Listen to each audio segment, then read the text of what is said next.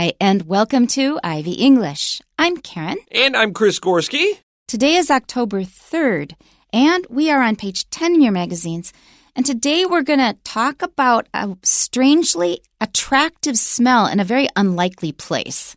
Well, I wonder how many people in the world will agree with us when we say that gasoline smells good.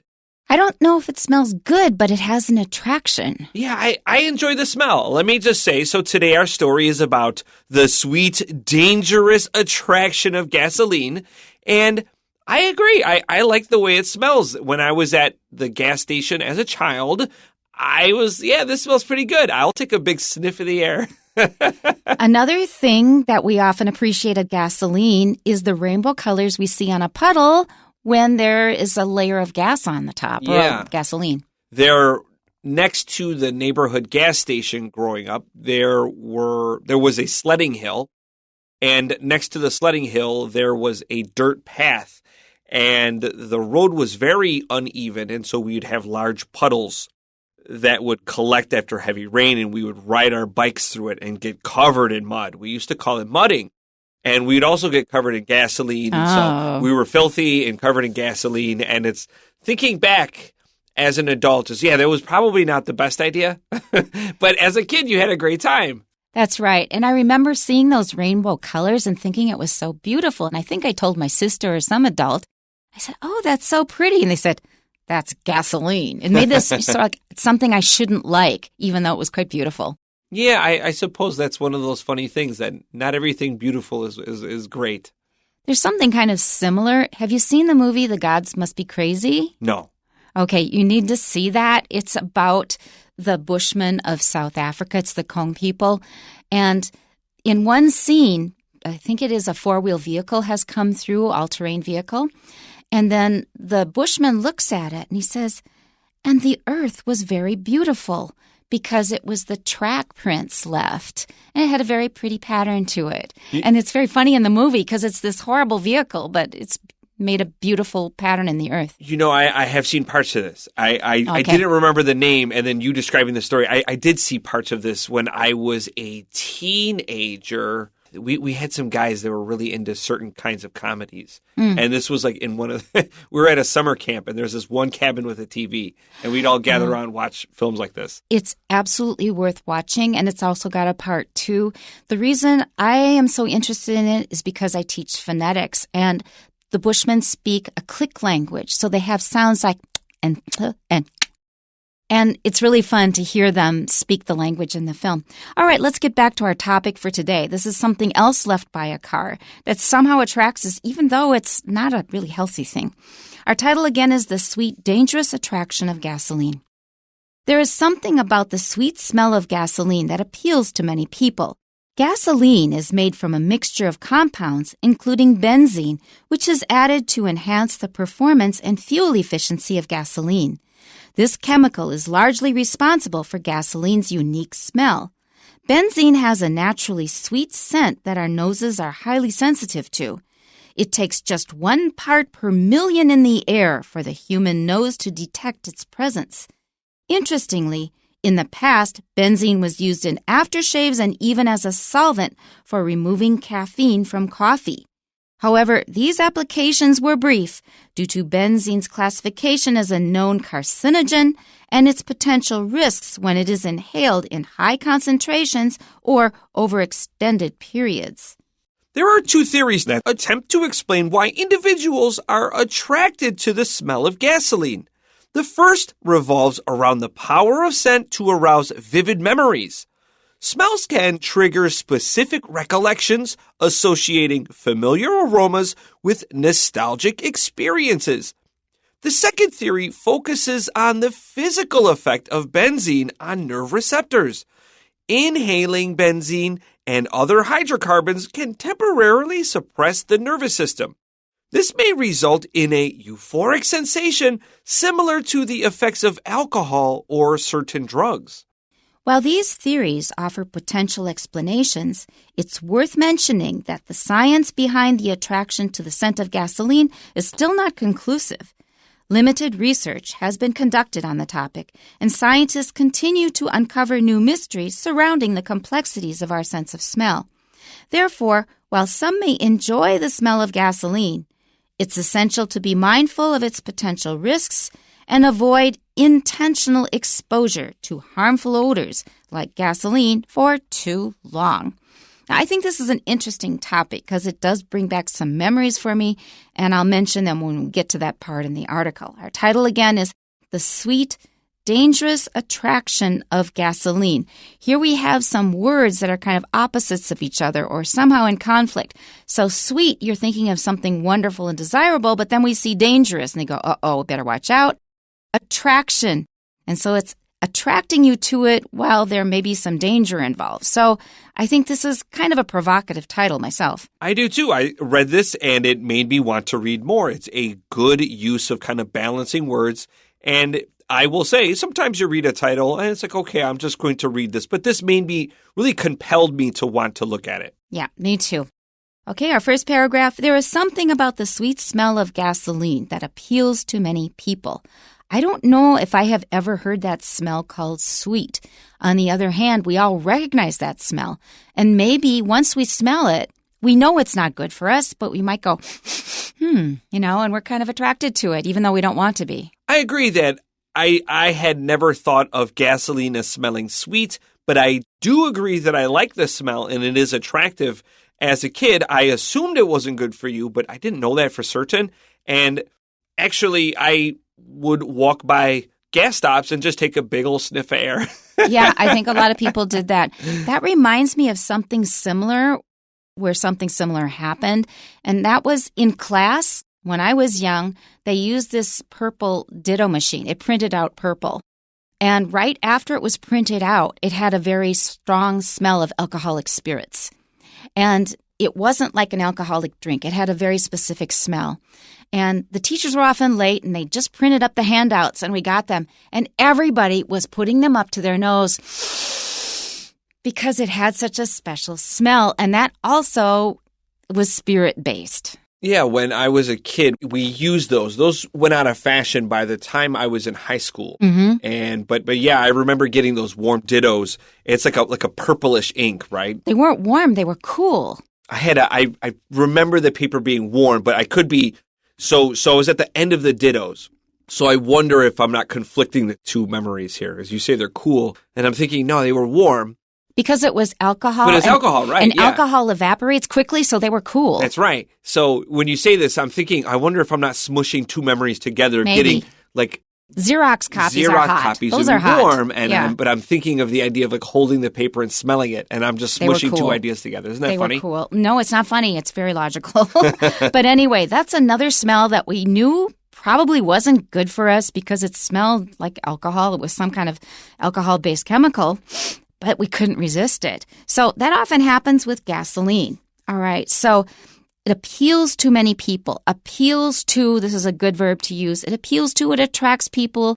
People like it. Next sentence, gasoline is made from a mixture of compounds, including benzene, which is added to enhance the performance and fuel efficiency of gasoline. I knew that gasoline contained benzene, and I didn't know that much about it. I also know that because I speak German, that gasoline in German is called Benzin. And that's why I originally said benzene, and Chris corrected me. In English, we say benzene. And I also knew that it was carcinogenic and dangerous, but I didn't really know the reason why it was in gasoline. So now we know that it improves the performance of your car and also the fuel efficiency of the gasoline, meaning you can use less gasoline and probably drive further. And gasoline is not just one thing. It's not just refined petroleum. It contains a number of things. So now we know one of those is benzene. Okay. So this chemical is largely responsible for gasoline's unique smell. Now, this is the first time I ever knew that. That's where the smell comes from benzene.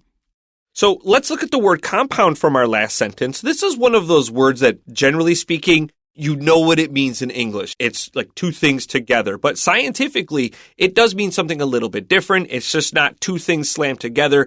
These are two different elements with unique properties, and then they're mixed in a way to create a second substance. Okay. And let's go on to the next sentence. Benzene has a naturally sweet scent that our noses are highly sensitive to. And if you've ever smelled gasoline or exhaust from a car, you know that our noses are very sensitive to it. You will get that smell. You will sense that odor right away. Pay attention to all the words about different scents, smells, everything about your nose in this article. There are a number of words we'll come across, and you'll find that there are actually many more on top of that. So pay attention to them. Write them on the side of your magazine. They're a good way of kind of just keeping a way of seeing how foreigners might describe scents in our language here. And, of course, pay attention. C in scent does not have like a K sound. We don't say secant. That's wrong. It takes just 1 part per million in the air for the human nose to detect its presence. So just a teeny tiny bit of benzene mixed up in the air, and we can already smell it. We're very sensitive to it. Interestingly, in the past, benzene was used in aftershaves and even as a solvent for removing caffeine from coffee.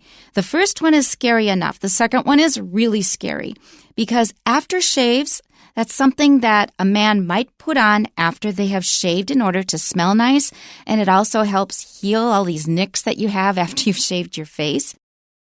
It's meant to smell nice.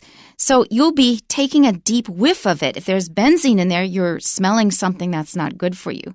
That's bad enough, but when you think of caffeine in coffee, that's something that we're drinking, and they're putting benzene in to process this thing we're going to drink. That is really scary. That reminds me of, say, in China and probably in the West as well, women used to use lead as makeup because it's white and it would whiten their skin. And they used it regularly with no thought to what it would do to them. I'm sure many women died of lead poisoning or got cancer or got brain damage because of this. There's a lot of things we use that we think are fine but are actually dangerous. This is one of them. Yeah, lead-based makeup would turn your skin kind of a gross gray color. And so in many ways you became more reliant upon it because your natural skin got so deteriorated that you needed the makeup with lead in it to cover up how disgusting your skin looked naturally. Which would further damage it. That's right. You're stuck in this nasty loop. Now, the solvent for removing caffeine from coffee is really interesting. It's how we ended up with Senka, if you remember that product. Yes, I do. That's where it originally came from, is that was benzene in the coffee to remove the caffeine. And that's where you got Senka from. So it was back in the Sanka age, they were still using benzene? For a period of time. Kind of like aftershave. It was a short period of time where benzene was in aftershaves and then in Sanka. And then later they had other processes. I think in the 70s they were using something else for Senka. But isn't that crazy? That was a product so widely used. It is. People are drinking benzene in their coffee. I know that now they are still using strong chemicals. They still are. If you're going to, even to make regular coffee, you need a strong chemical to process coffee beans. So, yeah, okay, we won't get really into that. I wasn't drinking coffee at that time and certainly not decaffeinated. But it never made sense to me that people would insist on still drinking coffee if they didn't want caffeine. Well, it's the problem of non-alcoholic beer, right? That is also goofy. Decaffeinated coffee. Yeah, it's just skip the beer, have something else. Yeah, go all the way or have something else. Yeah, drink water, drink juice, but what? Okay, let's continue. However, these applications were brief due to benzene's classification as a known carcinogen and its potential risks when it is inhaled in high concentrations or over extended periods. We've already discussed how dangerous benzene is, but here are ways to talk about it. So brief is a short period of time. Because of. Classification, that means you put it in a group describing some of its qualities. The harder word is carcinogen. This one is worth learning because we're finding that a lot of things that make life really convenient in modern life turn out to be carcinogens. For example, coloring agents. All kinds of artificial colors have been found to be carcinogens. So if you are eating something with an unnatural color, you probably should think twice because that coloring agent may well be carcinogenic, means it causes cancer. And then potential risks, that means you may not be in trouble immediately, but over time it may cause a serious problem. Inhaled is to breathe in. Exhale is the opposite. High concentrations means there's a lot of it in a small amount of another medium. So high concentrations, it's just there's a lot of it, it's quite dense. Over extended periods, that means, like I said, it may not happen immediately, but over long periods of time, you may find out that eventually it accumulates and becomes dangerous. Now, Karen went ahead and explained the sentence very thoroughly. Definitely the key word here is carcinogen. It causes cancer. This is a word you want to pay attention to because every time we talk about it, it's pretty serious. That's right. And that is a very good reason for trying to eat food in its most natural state as possible. So try to eat just plain food that has not been processed. Avoid processed food because they almost always add something as a preservative, as coloring, all kinds of things that are not good for you. All right, let's take a look at our next paragraph, and we will see some theories as to why benzene might be attractive to some people. There are two theories that attempt to explain why individuals are attracted to the smell of gasoline. Okay, now I'm interested. Why the heck would we like something not good for us? So we also had that word scent a little earlier. Now we have smell. That's a really basic one. Write those down. And let's look at our next sentence. The first revolves around the power of scent to arouse vivid memories. Now, the word vivid, it just means very strong. And of course, this isn't something that you vaguely remember, kind of like when Karen was describing the blue or purple ditto paper. And I said it was warm. And Karen says, no, it was cold. It was and cool. Very, very faint in my memory, these ideas, because I was so young when they were around. But a vivid memory, I can tell you very clearly of times where I would just hang my head out of my mom's red Chevy and just smell the air. Very easy, very quick to recall. Okay. Let's continue. Smells can trigger specific recollections, associating familiar aromas with nostalgic experiences. Now, Chris has pointed out we have many different words for smells. We've got scent, we've got smell. Now we have aroma. Aroma is usually something pleasant. Then we have another one, odor, O-D-O-R. Pay attention to that one because a lot of people, when they want to say O-R-D-E-R, order, I'm going to order my food, or just follow the order, they will say follow the odor, which means to follow the smell. So if you are saying O-R-D-E-R, say order. If you're talking about a smell and usually a bad smell, it's odor. You'll see odor in the very last sentence of this article. And just like Karen said, aromas are usually positive. I usually think of something like apples and cinnamon as a very nice aroma. I don't generally think of gasoline this way. I think of coffee as having a nice aroma. Yeah, I agree. Waking up and my mom making coffee in the morning when I was a little kid, positive aromas with nostalgic experiences, hearing the automatic coffee maker. Those are all very vivid memories with nostalgic experiences for me. I don't think I have this with gasoline. I have to say I don't personally buy this theory. Benzene has been used for a very long time, and it's been known about for thousands of years. When I see people saying there is nostalgic experiences for gasoline, I imagine them thinking like you're going on like a summer vacation in the back of mom and dad's station wagon, this kind of story. I don't personally buy this one, okay. but maybe for some people. I have an example. All right, so in high school, in my first, I was in 11th grade then. I went on a trip to Mexico, and we lived in host families and stuff. We stopped in Mexico City before we went to the place we were going to stay for a month, which was Puebla. And so in Mexico City, they've got a very, very high concentration of humans and cars and pollution. It's one of the most polluted cities in the whole world. When birds fly over Mexico City, they often drop dead. Wow. The pollution is so serious. Wow. So we spent a little time in Mexico City, and because of all the cars, we inhaled a lot of car exhaust. So one time when we were back in Minnesota, there was a car that apparently needed some repair, and it just went whoom by, and it left, it just puffed out a lot of heavy exhaust. And there were three of us who had been on the same trip. The three of us looked at each other and smiled and said, Mexico City. That's funny. So there's my example. That's funny. It's like it'll bring up a specific memory. Yeah, and it was a pretty positive memory, I would say, even though the air was awful. Okay, let's continue to our next theory here. The second theory focuses on the physical effect of benzene on nerve receptors. So you know nerves. The receptors are just the things at the end of the nerves that allow that electrical signal, that impulse to be accepted and then passed on to the next nerve. It's like the little hand that grabs it from the last nerve. And sends it to the brain. Our next sentence, inhaling benzene and other hydrocarbons can temporarily suppress the nervous system. Now, we're in very dangerous territory here. So hydrocarbon it just means it's made out of carbon and hydrogen. If you know anything about benzene, it's C6H6. That's probably the only thing I remember from organic chemistry. And suppress means to weaken something.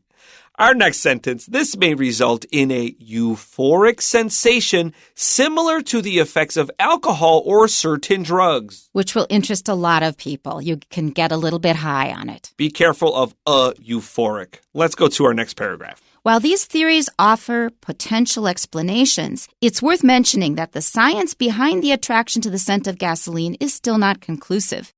It's not settled science. We don't know for sure. Limited research has been conducted on the topic, and scientists continue to uncover new mysteries surrounding the complexities of our sense of smell. So it kind of repeats the same information. We still are not sure why this happens, everything that's involved. Therefore, while some may enjoy the smell of gasoline, it's essential to be mindful of its potential risks and avoid intentional exposure to harmful odors like gasoline for too long. Okay, so there's our last word there, too, odor, which Karen explained very nicely a little earlier. We have 3 questions. Number 1, why is benzene added to gasoline? So the answer is C, to improve the effectiveness of gasoline. Number 2, why is the smell of gasoline attractive to people? So this is a theory, so we have some ideas, and we saw 2 of them. And our answer here is B, it can bring back memories and associations. Which it definitely did for me, reminding me of Mexico City, and also for you, reminding you of taking a big whiff at the gas station in that red Chevy. Let's go to number 3 here. According to the passage, which of the following is not true? And our last answer today is A, the use of benzene in aftershaves continued for a long time. That's not true. It was for a short time. Thank goodness. Yeah, or Sanka.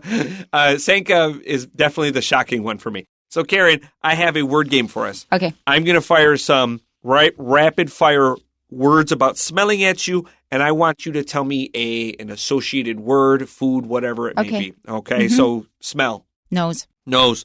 Scent. Perfume. Aroma. Coffee. And odor. Underarms. All right, those are the ones in our story. We're not done yet. How about fragrance? Perfume. Perfume. How about bouquet? Flowers. Flowers. Stench. Garbage. Stink. Poop. Musk. Perfume again. And our last one, tang. A drink. Tang is a weird one, isn't it? Because it's a powdered drink for breakfast. Yeah, the orange one, right? That's right. But tang is something kind of sour or tart. Review those words at the end here. They're pretty easy to spell, and they all have Karen's word association here. It's a good idea whether they're good or bad. That is a really good point. When I record with Wesley, we often talk about how important associations are. A word is not just the meaning you find in the dictionary. It's the thing that a native speaker thinks of when they hear this word. Hear, hear. I agree. And that's it for today. We'll see you next time. Bye-bye. Bye-bye.